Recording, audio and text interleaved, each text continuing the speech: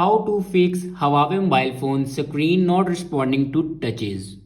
So let's start the video. First of all, restart your device. For restart your device, press and hold power button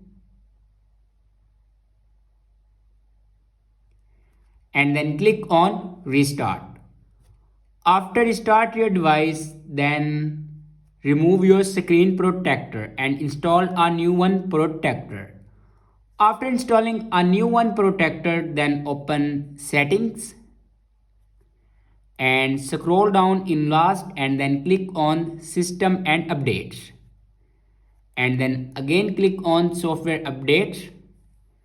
Now here you can check your latest version will be updated or not.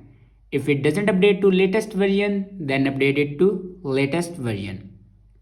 After that, your problem will be fixed. I hope this video is helpful for you. Thanks for watching.